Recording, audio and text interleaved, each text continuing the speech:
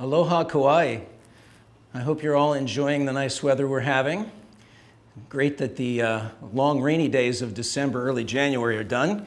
Today on our segment, we're going to be talking about some very interesting things and giving you some things to talk about around the table tonight. I think by the end of this half-hour segment, you're going to have a lot of information that you probably don't have already. So my name is Dr. Gregg. That's what everybody calls me, Dr. Gregg Townsley. And this segment is called Dr. Gregg Talks Story. What I'd like to talk to you about is the emergence of this pandemic, this virus, and to give you some information regarding what we know now for sure as far as the research that's been done. Much of it is not being put forth in regular media, but it is published in all kinds of solid scientific journals and so forth and so on. So I'd like to bring you some of that information today. When this pandemic first hit, I was aware of it immediately in January of 2020. They were saying that boats that had tourists from China could not land in Japan. And they were reporting about a virus that was spreading quickly. And at that point, I started hearing whispers that this was supposedly a virus that had jumped from animals into humans at full virulence. Now, my background is I've been a veterinarian for 43 and a half years, and Michigan State, 1978. Shout out to all you MSU grads out there. And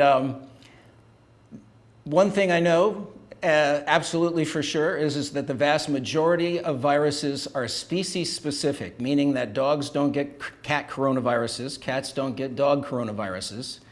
And it's very difficult for a virus to emerge that jumps from animals to people. It takes many, many, many years of direct contact, usually with people who are kind of down in the muck and the mire, to be honest with you, of dealing with those animals. So just like the swine flu that came out of China and the bird flu, avian influenza outbreaks, and I'm not sure whether you're aware of the fact that millions upon millions of animals were slaughtered during the initial phases of these epidemics that then spread throughout various regions of the world.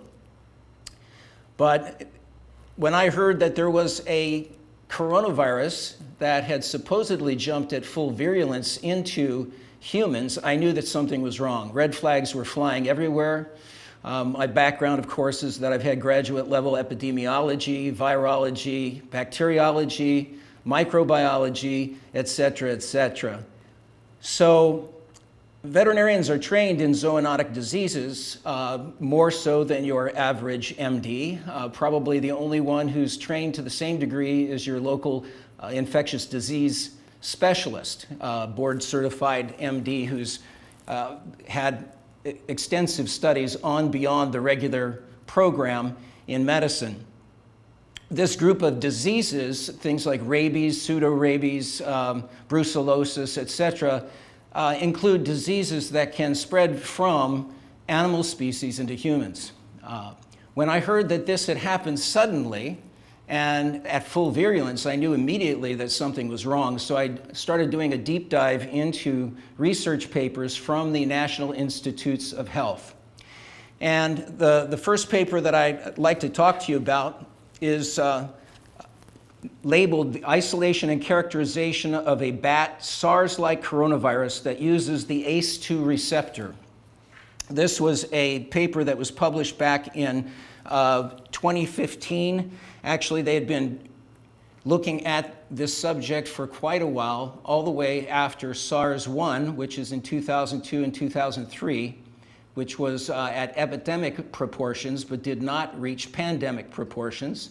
They were doing research on these viruses after that all around the world. There are 22 level 4 viral laboratories in different countries around the world.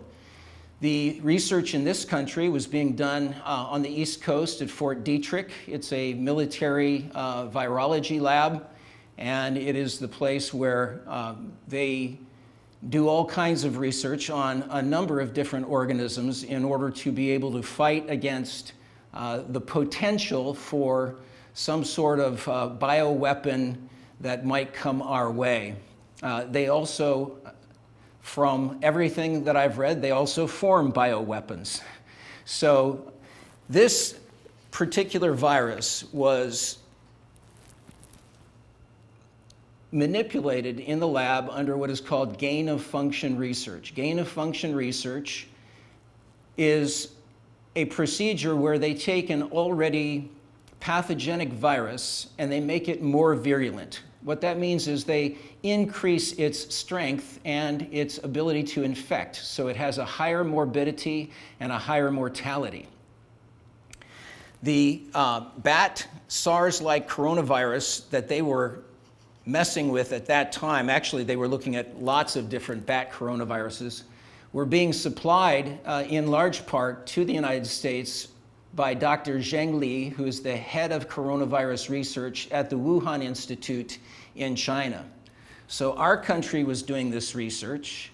You may have caught some of the controversy facing Dr. Fauci from Senator Ryan, and seen some of what has happened as a result of his emails being exposed and so forth and so on. At the point that this was happening early in 2020,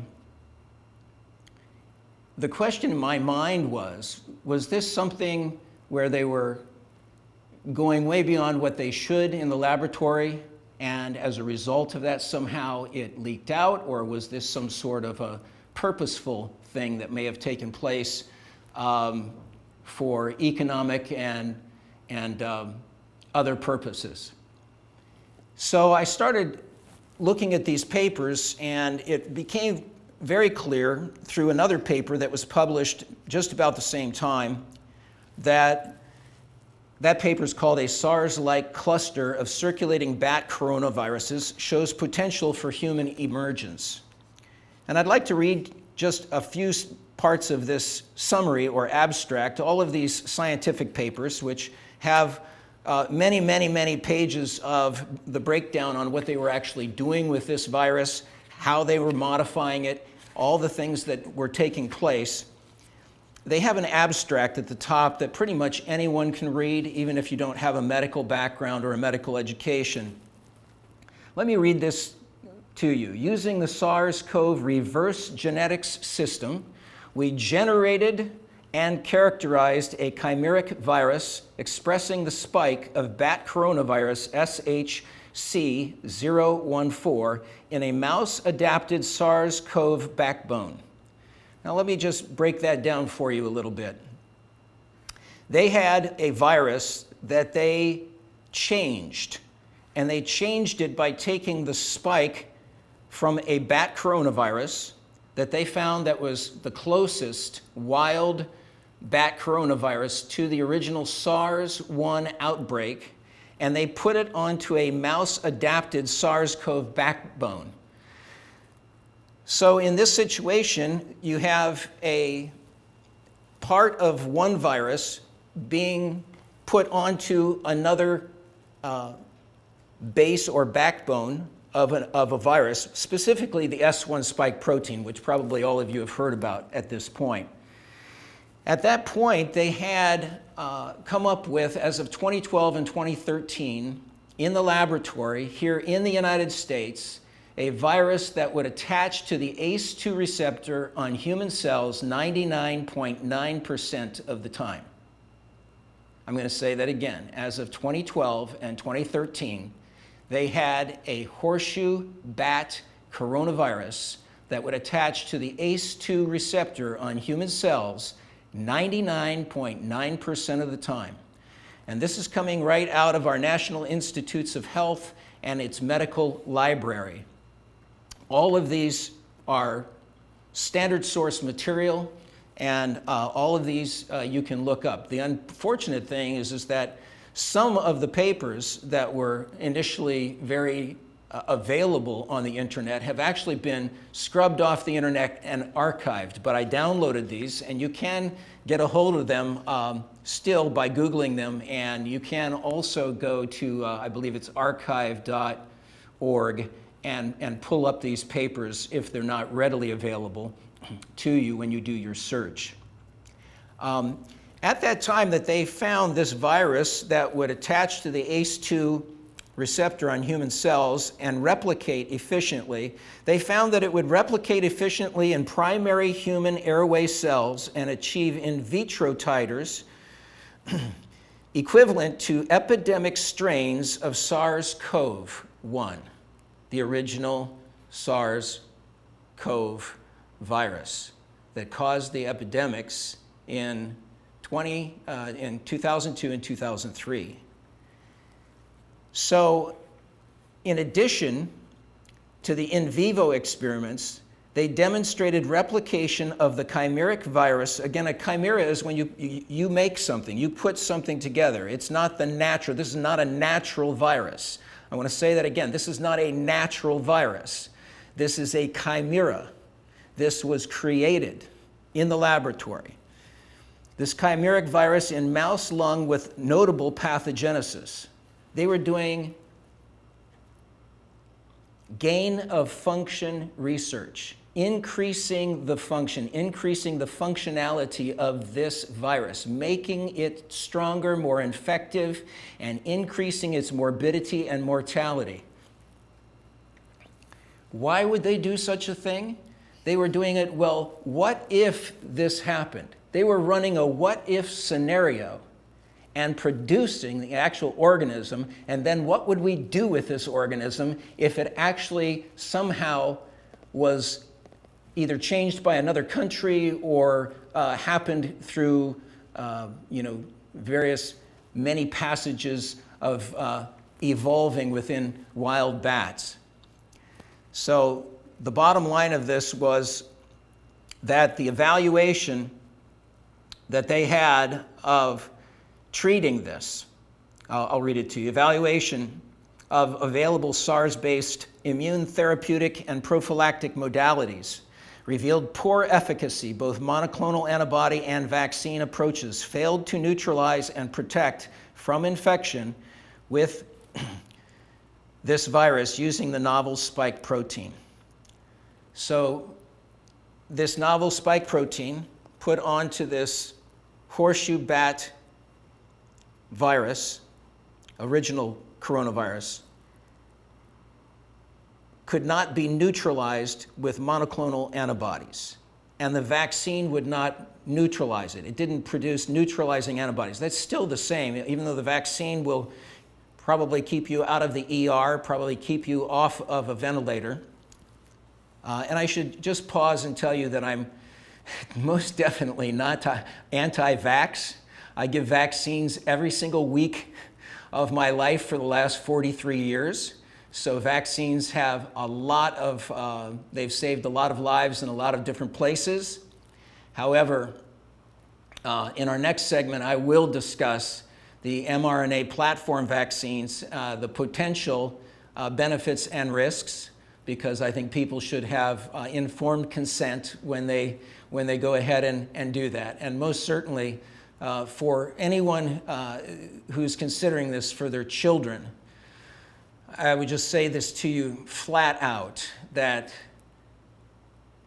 the damage that the virus could do, especially with Omicron, which is so much milder, to a child, really anyone under 40 who's in reasonable health, is far less than the potential damage from vaccine adverse effects within people this age. It's important to remember that this virus is very mild in people of this age. And I would advise that you talk to a physician who actually treats this disease prior to when you would have to go to the hospital in order to have a discussion about adverse vaccine effects and what the risk to benefit ratio would be concerning your own health and your own health condition. I think it's important to remember that the vaccine will not stop infection or transmission of the virus.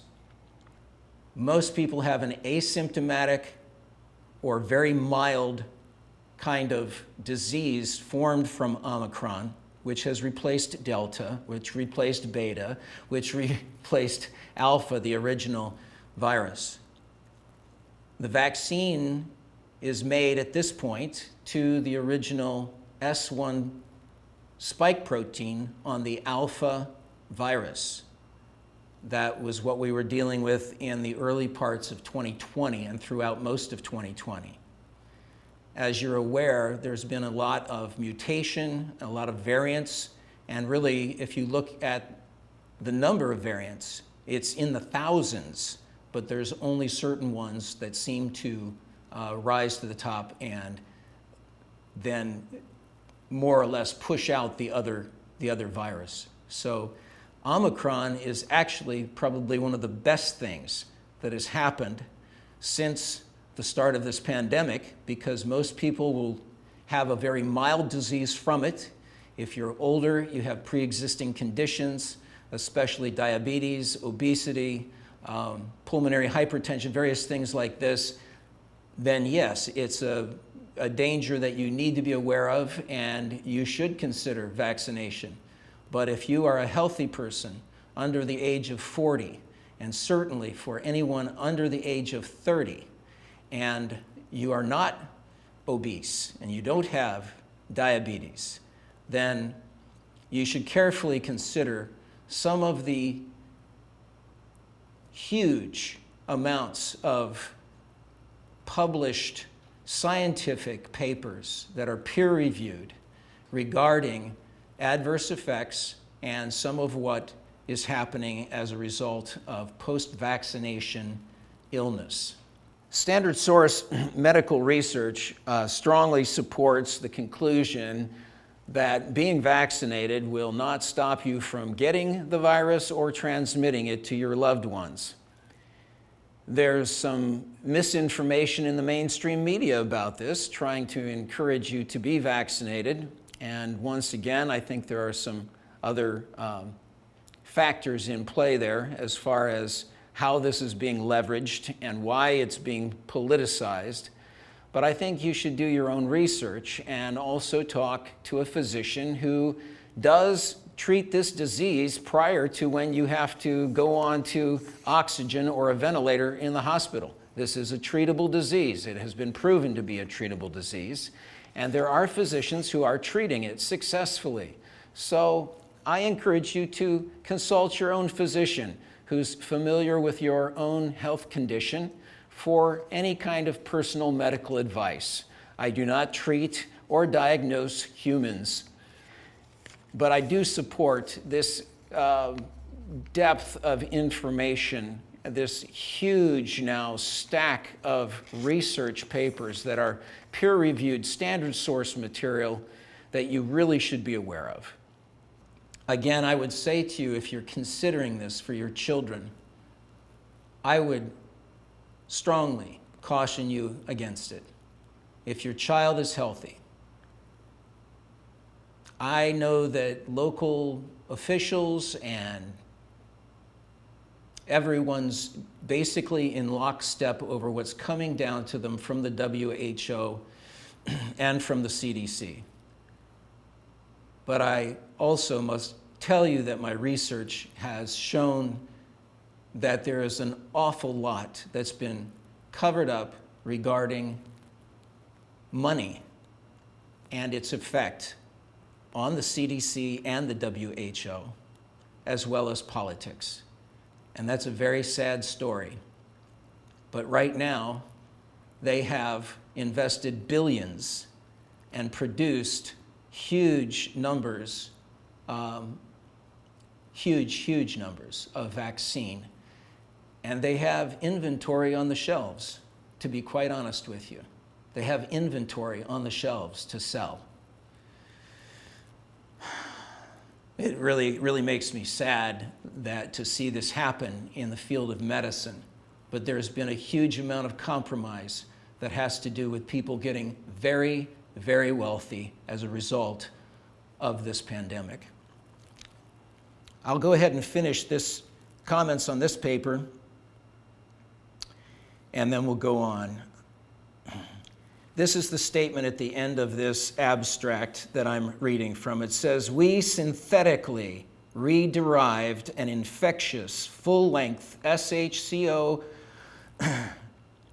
1,4 recombinant virus and demonstrate robust viral replication both in vitro and in vivo."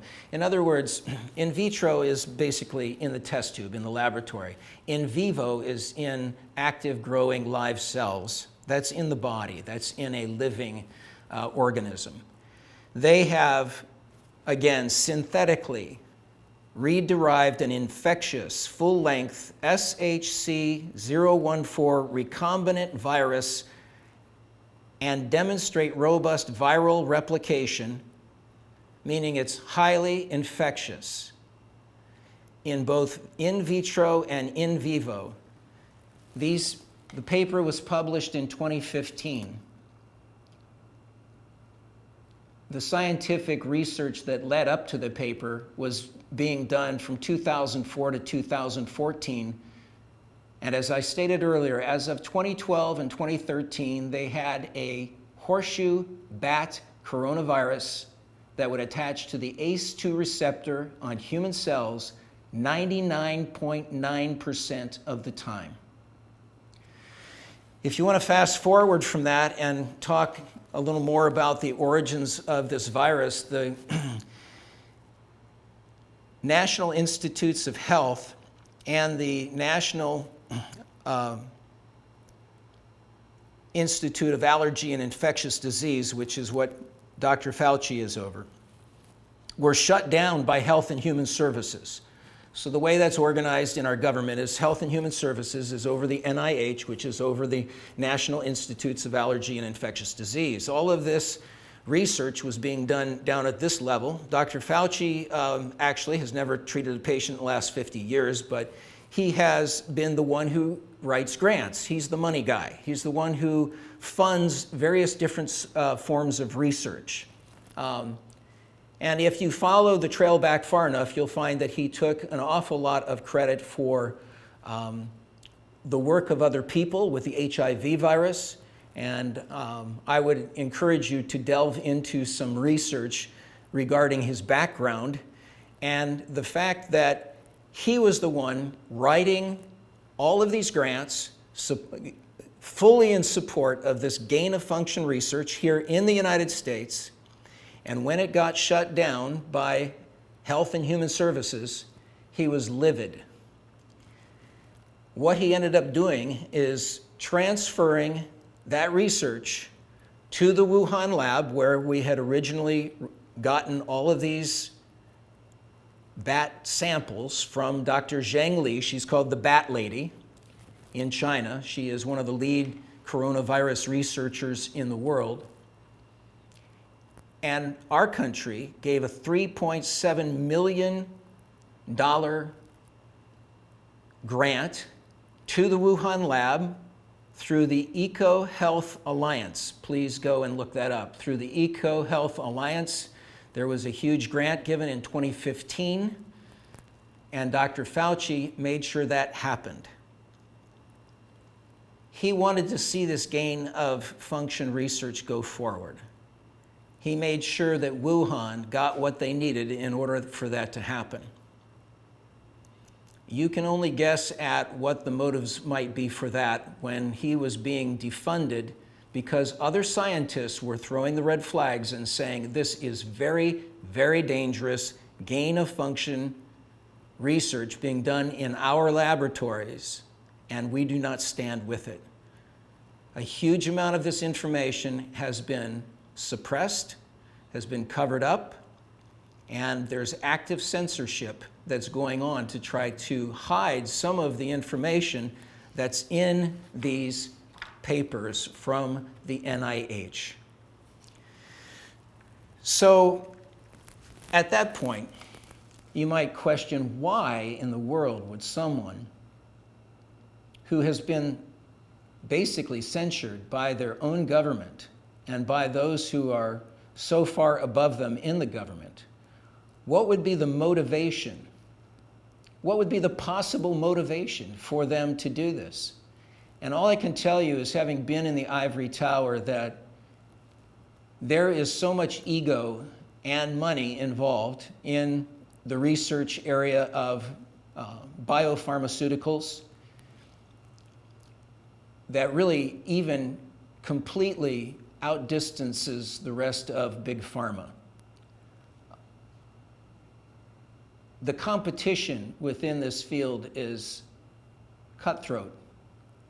And these people all want to get their name on the scientific papers. The papers that I'm mentioning to you, many of them have Dr. Fauci's name and Dr. Zheng Li's name, because when they report anything that's new or significant, everyone involved wants to get their name and their credit. So from one aspect, perhaps you could say that it's ego, but what we have is exactly what was being warned of in the 60s, the 70s, the 80s, and the 90s, with covers on all kinds of magazines, from Time magazine, Life magazine, you name it, about the dangers and the ethics of biomedical research. There have been cover stories throughout the last 60 years about this issue. And unfortunately, there were a large group of scientists who were basically playing God in the laboratory. And they came up with something that we are now seeing worldwide. How did this get out? Was it an accident? Was it on purpose? I really can't tell you that, but I can tell you that the Wuhan lab is not run at the same standards as the laboratory, the level 4 laboratory here in America. The Wuhan lab had an international inspection early on in 2018. I believe it was January or February, and they failed it miserably. All kinds of problems with protocol, and they had violated all kinds of their own standards. So is it possible that this walked out of the laboratory having been incubated in somebody's respiratory cells who worked there? Absolutely. They tried to cover up initially, China did, by saying that it happened at their wet market. This wet market actually never, ever sold bats of any species. My research showed that this particular type of bat, the Chinese horseshoe bat, does not even exist within 650 miles of Wuhan. It's from way down in southwest China. I believe it's called Guangzhou province. It's way up in the mountains in the caves. And this is where they were actually capturing these bats, culturing them. And this was the work of Dr. Zheng Li. She's the one who was providing these bat coronaviruses to various different research facilities, including ours on the East Coast. So this is where the virus originally came from. And all of these nations and all of these scientists at that level know that this research was going on. This is why Dr. Fauci has been getting some pushback and fire from the Senate. Unfortunately, most of our congressmen and senators have zero medical background, and maybe they don't know how to do a deep dive research. It's not that difficult. It really isn't. Go Google some things and you'll find all kinds of things that'll pop up. There are a lot of crazy things out there that are not standard source material, but I can tell you that everything that I've been looking at is coming from standard source material, and that it is absolutely solid. I would welcome any questions that you might have. And I think that perhaps we could even submit them through the station.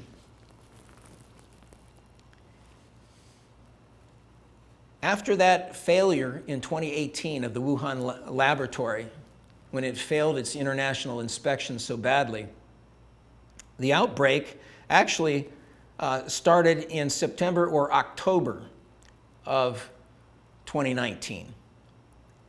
We did not really hear about this until January of 2020. But there is a lot of evidence at this point, scientific evidence and all kinds of different forensic footprints that lead to the fact that there were changes happening in the hospitals. There was already zones being cordoned off. There was already procedures in place over in China to deal with a virus that had human-to-human transmission. They tried to say it happened at the wet lab through pangolins, but pangolins, as an intermediate species before it jumped into humans, pangolins never were sold in that market either. And in this original paper that I mentioned, they said that an intermediate, I'll read this to you. Preliminary in vitro testing indicates that W1V1 also has a broad species tropism. That means it can infect a number of different species. Our results provide the strongest evidence to date that Chinese horseshoe bats are natural reservoirs of SARS-CoV and that intermediate hosts may not be necessary for direct human infection by some bat COVID viruses. It also highlights the importance of pathogen discovery programs targeting high-risk wildlife groups in emerging disease hotspots as a strategy for pandemic preparedness. I want to share again, so that you don't miss this point, that they were experimenting with bat coronaviruses, specifically horseshoe bat coronaviruses. They had some that were close enough to the original SARS-1 to where they felt that that could potentially get into humans. They then took the one that was had the highest potential. They played with it in the laboratory. They changed the spike protein. They created a chimeric virus that had the ability to infect human cells 99.9% of the time. So fast forward again past this failure of the laboratory, and we come to the outbreak and what's been done about it. I think in our next segment, I'll briefly touch on epidemiology and whether the lockdowns have been effective or not, and the fact that there are a huge number of epidemiologists worldwide, including one of the great vaccinologists who has worked for Gavi, who's worked for Pfizer. This is a person who's totally pro-vaccine. He was involved in the vaccine for Ebola virus. His name is Geert van der Bosch. He's from Belgium, and he is considered probably one of the top people in the world, top 5 people in the world for forming vaccines. And he has a very strong opinion about doing mass vaccinations in the face of a pandemic when there is an active viral assault upon a population. He comes to the conclusion that in doing so, you actually force the virus to mutate because you're only vaccinating for one of the 26 proteins on the virus, the S1 protein. Because it's a singular protein that you're then causing your own cells to produce through an mRNA platform where it causes your own cells to start producing these spike proteins, it actually puts pressure on the virus to mutate. I'll touch on that briefly next time. And also, next time, we'll talk about what was happening prior to this viral outbreak. Why was there a plan already in place called ID 2020 to give a number to the entire world using a vaccine. Why was there a push to get to a point where they could give invisible quantum dot tattoos to be used to ID children? What is really going on behind the scenes of this pandemic and how it's being handled? Is it really just a virus? Or is there more going on? Are they leveraging this virus towards some other sort of agenda? And so I'll just end my segment by saying that there are things happening that you should be aware of. These things are available for you to look up. I encourage you to do your own research.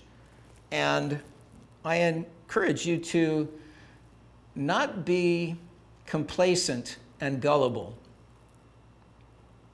You know, I had a talk with a friend of mine who's been a friend for a long time, and he's a little bit older than I am. He was actually, he was a Haight-Ashbury hippie for many, many years. And he's also a very brilliant guy. He's done quite well from those early days. And he was talking to me about how we should trust the government in all of this and what we're being told. And I said, well, have you done any research on this yet? Have you done your own research? And he said, well, it's all over the news. You can just turn from one channel to another and you're good. And I said, and what do you, and what were the next words going to be? And you can hear the exactly same thing, the same phrases repeated over and over and over and over again. I said, Bill, let me ask you something. Did you completely, totally trust what you were being told as far as the assassination of JFK? What about RFK? What about MLK? What about Vietnam? What about Afghanistan? Are we getting the true whole story, or are we getting a version of it in order to keep us complacent, fearing, and looking for big government to take care of us? I encourage all of you to do your own research. I encourage all of you to read and to ask questions and to not be gullible.